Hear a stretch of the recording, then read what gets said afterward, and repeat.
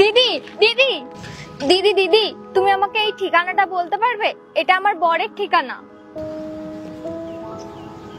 এই অ্যাড্রেসটা তো ঠিক নয়। কোথা থেকে এসেছো তুমি? দিদি আমি আমার গ্রাম সুন্দরবন থেকে এসেছি। 4 দিন ধরে এই শহরের রাস্তায় রাস্তায় ঘুরে বেড়াচ্ছি। তুমি আমাকে একটু সাহায্য করো, এই ঠিকানাটা কোথায় একটু বলে দাও। এই নিউ টাউন জায়গাটা তো ঠিক আছে, কিন্তু এই সি ব্লক বলে জায়গাটা তো এখানে কোথাও নেই। মনে হয় তোমার বর তোমাকে ভুল অ্যাড্রেস দিয়েছে। না না দিদি, এই ঠিকানা ভুল কেন হবে? আর আমার বর আমাকে ভুল ঠিকানা কেন দেবে? দেখো, হয় না বলে তো কিছু হয় না। আচ্ছা, তোমার বর কতদিন তোমার গ্রামে যায়নি? দিদি আমার বর তো 1.5 বছর হয়ে গেল আমার গ্রামে আসেনি, কিন্তু দেখো ওর সাথে আমার কথা হয় দেখো। কিন্তু আমি ওকে এখন ফোন করলে ফোনটা সুইচ অফ বলে, তাই জন্য আমি আমার গ্রাম থেকে এই শহরে এসেছি, খুঁজছি আমি ওকে। আচ্ছা ঠিক আছে, আমি দেখছি তোমার বরকে ফোন করে। তোমার বরের ফোন তো সুইচ অফ বলছে। দেখো, আমার মনে হচ্ছে কি তোমার বর তোমাকে ঠকাচ্ছে। এরকম কিভাবে হতে পারে যে তোমার বর 1.5 বছর ধরে তোমার সঙ্গে দেখা করতে আসেনি? দেখো, তুমি আমার কথা শোনো, তুমি সোজা থানায় চলে যাও। না না দিদি, আমার বর এইরকম না। ও তো শহরে কাজের জন্য এসেছিল, মনে হয় ও কোথাও ফেসে গেছে, তাই জন্য আমার সাথে কথা বলতে পারছে না। আমি আমার বরকে চিনি ভালো করে, ও আমাকে খুব ভালোবাসে। ও আমার সাথে কখনোই এরকম করতে পারে না। দেখো, তুমি খুব বোকা, তাই তোমার বর সেই সুযোগ নিয়ে তোমাকে বোকা বানাচ্ছে। এমনিতেও যেসব ছেলেরা গ্রাম থেকে শহরে আসে তাদের শহরের হাওয়া লেগে যায়, আর আমারও তাই মনে হয়, তোমার বরেরও তাই হয়েছে। না না দিদি, এইরকম বলো না। আমি আমার বরকে 4 দিন ধরে খুঁজছি, রাস্তায় রাস্তায় ঘুরছি। কাল রাতে তো আমি স্টেশনে শুয়েছিলাম, আমার তো এখন নিজেরই ভয় লাগছে। কিন্তু এত খোঁজার পরে আমি আমার বরকে খুঁজে পাচ্ছি না। আচ্ছা, তুমি না হয় একটা কাজ করো, আমার বাড়িতে একটা রুম খালি আছে, তুমি না হয় কদিন ওই রুমেই থাকো। আর তাছাড়া একটা মেয়েই তো আর একটা মেয়ের কষ্ট বুঝবে, তুমি চলো।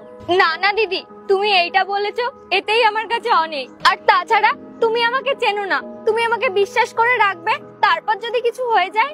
না না দিদি, আমি আমার মাথায় কোনো কলঙ্ক নিতে পারবো না। দেখো, তোমার বরের কিন্তু কোনো ঠিক নেই, আর তোমার বরকে তুমি পাবে কি পাবে না তারও কোনো ঠিক নেই। আর এর মধ্যে যদি তোমার কোনো খারাপ হয়ে যায় তাহলে আমার নিজের খুবই খারাপ লাগবে। তার থেকে ভালো তুমি আমার সঙ্গেই চলো। সুমি, চলো তাড়াতাড়ি চলো। আরে তুমি, তোমাকে আমি কতদিন রাস্তায় রাস্তায় খুঁজেছি, তুমি কোথায় ছিলে? 4 দিন ধরে তোমাকে আমি রাস্তায় রাস্তায় খুঁজছি, তোমাকে ফোন করছি, ফোনও লাগছে না। তুমি ঠিক আছো তো? ওই হ্যালো, এটা কি করছিস তুই? আমি তোকে সাহায্য করতে চাইলাম আর তুই আমার বরকে হাতানোর চেষ্টা করছিস। দিদি তোমার একটা কোথাও ভুল হচ্ছে, এটা তো আমার বর, আমি একে খুঁজতেই শহরে এসেছি। চুপ কর তুই। আর তুমি চুপচাপ কি শুনছো? তুমি কিছু বলো ওকে। হ্যাঁ, তুমি ঠিক বলেছো, আমি তোকে চিনিই না। আর তুই এর কথা আমি শুনতে যাবে কেন? আমাদের পার্টির জন্য লেট হচ্ছে, তুমি চলো। যাও, চলে যাও। তুমি যখন আমার সাথে থাকবে না তাহলে আমাকে বিয়ে করেছিলে কেন? আমার তো জীবনটা নষ্ট করে দিলে। তুমি তো থাকবেই ম্যাডামের সাথে, তাহলে আমার কি হবে? আমরা তো গ্রামের মেয়ে না, তাই জন্য যে কেউ পারে আমাদের বোকা বানায়। আমরা আমাদের বরকেই উপরওয়ালা মানি। তুমি 1.5 বছর ধরে বাড়িতে যাওনি, আমি ভাবলাম তোমার কিছু হয়ে যায়নি তো, তুমি কোথাও ফেসে যাওনি তো। এবার আমি আমার কোন মুখে গ্রামে যাব? না, আমি গ্রামে যাব না। আর তুমি চিন্তা করো না, আমি তোমার নামে কখনো কাউকে কিছু বলবো না। তুমি ভালো থেকো, আমি শহরেই একদিন ঘুরে ঘুরে মরে যাব। কোয়েল, আই এম সরি কোয়েল, আমি জানি আমি অনেক বড় ভুল করেছি। আর হ্যাঁ সুমি, এটা আমার বউ। আমি কি করব বলো? আমার অমতে আমাকে বিয়ে দিয়ে দিয়েছিল, তারপর আমি শহরে আসি, তারপর আমার তোমার সাথে প্রেম হয়, তারপর আমি তোমাকে বিয়ে করিনি। হ্যাঁ, আমি জানি আমি ভুল করেছি। আমি যদি তোমাকে বলতাম তুমি মানতে না, কেউ কখনো মানবে না। আমি জানি আমি অনেক বড় ভুল করেছি, আমাকে প্লিজ ক্ষমা করে দাও।